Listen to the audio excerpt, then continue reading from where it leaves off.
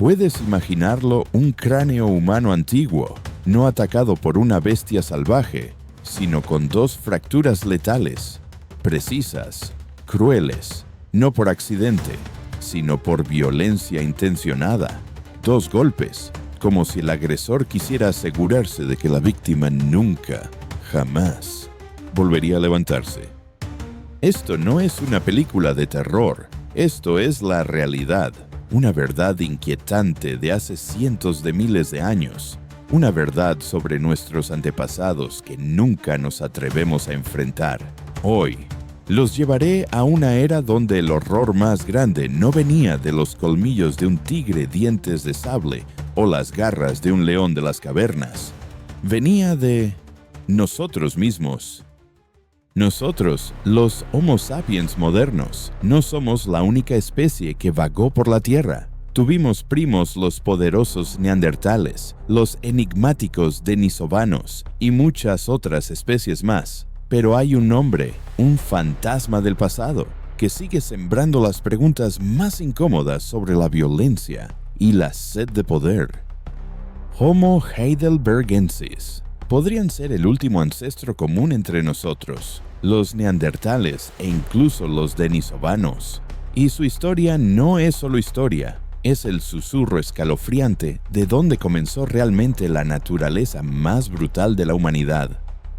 Vengan conmigo a entre 700.000 y 200.000 años atrás, una era donde la Tierra era un campo de batalla implacable, glaciaciones que devoraban Europa, sequías que desgarraban África, agua, comida, refugio, todo era un lujo.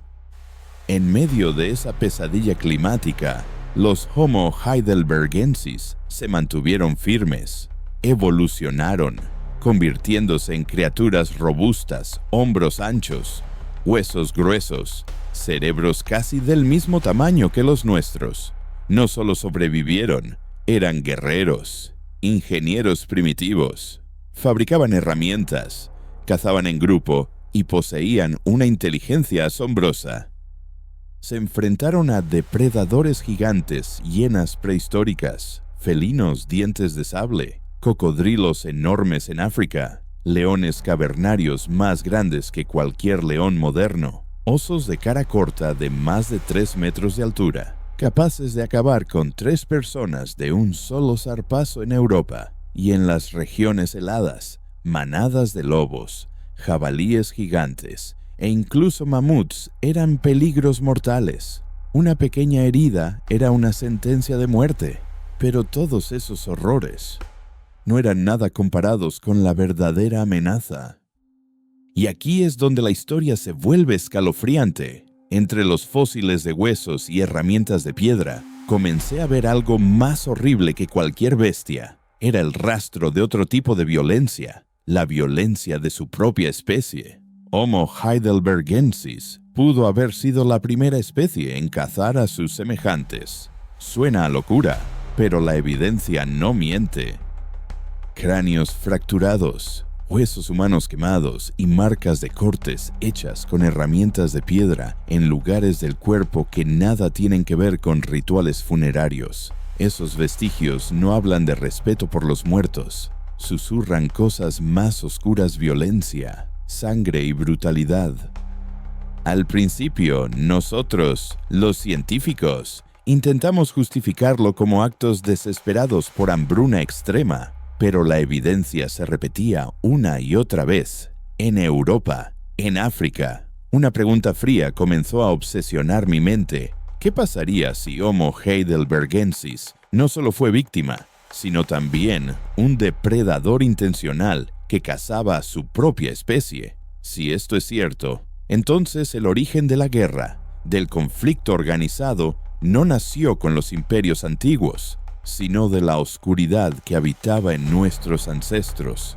Las primeras semillas de sangre y poder brotaron en la prehistoria, muy profundo en la tierra y aún más profundo en la naturaleza humana. Ningún lugar revela esto con más claridad que Cima de los Huesos, el Pozo de Huesos. El nombre ya de por sí carga con el peso de una leyenda escalofriante. oculto entre las montañas de Atapuerca en España. Este no es un cementerio ordinario. Es un pozo de la muerte silencioso, donde se han encontrado más de 7,000 fragmentos de huesos humanos pertenecientes a al menos 28 individuos Homo heidelbergensis. ¿Por qué terminaron sus días en el fondo de ese oscuro pozo? ¿Por qué sus huesos fueron arrojados allí sin señales de entierros ni rituales? Cuando observé el cráneo conocido como Cranium 17, un escalofrío me recorrió la espalda. No fue un accidente, sino violencia intencionada. 2 fracturas letales. Y junto a esos restos, apareció un objeto extraño, un hacha de mano hecha de cuarzo, trabajada con tal precisión que parecía más una ofrenda que una herramienta. Los investigadores la llamaron Excalibur, no por la leyenda, sino por el misterio. ¿Acaso fue un ritual macabro? Un mensaje escalofriante de una era que nunca podremos comprender del todo. Si crees que la oscuridad solo rondaba en la Europa helada, te equivocas. A miles de kilómetros de allí, en medio de las tierras áridas del Valle de Awash, en Etiopía, el cráneo de Bodo fue descubierto en 1976 con más de 600,000 años de antigüedad. Muy probablemente perteneciente a un Homo heidelbergensis. Pero esto no es solo una reliquia, es una historia sin un final definido. En la superficie del hueso había múltiples cortes precisos, claramente hechos con herramientas de piedra. Lo extraño es dónde estaban concentrados alrededor de los puntos principales de inserción muscular. ¿Qué significa eso? No fueron causados por animales ni por accidentes.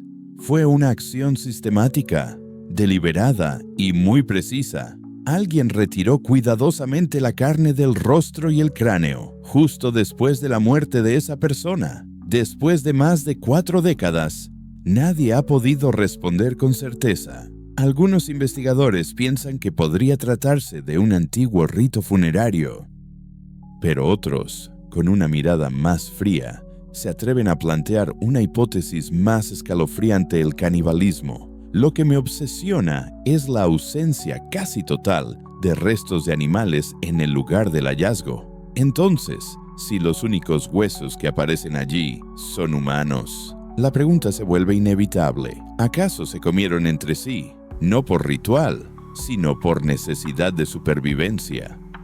Y la evidencia no se detiene ahí. Una tibia de 1.45 millones de años encontrada en Kenia también tiene marcas de cortes muy claras, uno de los casos de canibalismo más antiguos jamás registrados. Lo que me obsesiona es si no lo hicieron por hambre. Entonces, ¿por qué la carne humana no aporta tanta energía como otros animales grandes, como los mamuts o los bisontes? ¿Acaso fue una forma primitiva de castigo, venganza o un ritual de poder? Todo indica que Homo heidelbergensis tenía una comprensión profunda de la muerte, no solo como un final, sino como un símbolo, como un mensaje, como poder. Pero no dejemos que la oscuridad nos engulla por completo. En medio de esa brutalidad, también dejaron huellas claras de su inteligencia. En Schöningen, Alemania, vi lanzas de madera de hace 300,000 años, con un diseño sorprendentemente preciso, el centro de gravedad perfectamente equilibrado, la longitud ideal para ser arrojadas a distancia. No solo sobrevivieron, eran verdaderos ingenieros, cazadores con intención y técnica. En Etiopía, aparecieron lanzas con puntas de piedra que datan de hace casi 280,000 años. Incluso los huesos de animales fueron aprovechados como herramientas, lo que revela una selección consciente de materiales y su uso sistemático. Esto ya no es instinto, esto es cultura, esto es tecnología primitiva. Y entonces, una verdad se vuelve innegable, ya fuera para cazar, defenderse o atacarse entre sí. Estas herramientas reflejan una cosa: la evolución del intelecto humano en un mundo bañado en sangre, huesos y una competencia sin tregua. Entre toda la evidencia de violencia y herramientas diseñadas para matar, otra historia comienza a revelarse. Una historia de cuidado, de vínculo. Vivían en grupos pequeños, tal vez de 15 a 30 personas, conectadas por lazos de sangre, por el trabajo compartido, por responsabilidades y emociones comunes. Se movían juntos, buscaban agua juntos, cazaban juntos, y en medio de esa lucha salvaje por sobrevivir, también supieron cuidarse. Volviendo a Cima de los Huesos, el pozo de huesos, donde vimos la brutalidad. Allí también encontré los restos de un individuo con una severa deformación en la pelvis, hasta el punto de no poder caminar por sí solo. Y aún así, sobrevivió por años. Eso no fue casualidad. Alguien lo alimentó, lo protegió, lo cargó sin recibir nada a cambio. ¿Por qué? Porque en ese momento, Homo heidelbergensis dejó de ser solo una especie y empezó a ser humano, no por saber hacer fuego, no por saber fabricar lanzas, sino por amar al que no podía ofrecer nada más que su mera presencia.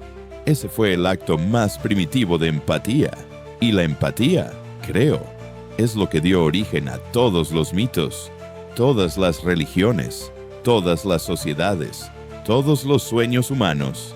Entonces, ¿qué es lo que realmente nos hace humanos? No son los huesos, ni las herramientas, ni las armas, sino la decisión de no abandonarnos los unos a los otros, incluso en un mundo donde la vida y la muerte son una distancia tan frágil.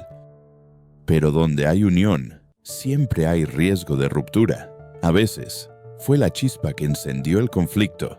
Homo heidelbergensis no eran cazadores solitarios, eran seres sociales. Compartían tareas, se protegían entre sí, pero ese lazo, por fuerte que fuera, estaba lleno de tensiones. Donde hay cooperación, también hay fricción. Y cuando los primeros humanos comenzaron a convivir estrechamente, abrieron un nuevo capítulo, el del conflicto social. La prueba más clara sigue siendo Cranium 17 con 2 fracturas casi idénticas. No fue un accidente, no fue obra de un depredador, fue violencia humana. Existían reglas, castigos, alguna forma primitiva de justicia en esas primeras comunidades. Los patrones de trauma repetido en varios esqueletos sugieren que no solo eran conflictos, sino que podrían haber sido parte de su tejido social. Quizás fueron los primeros en tener reglas no escritas y también los primeros en romperlas.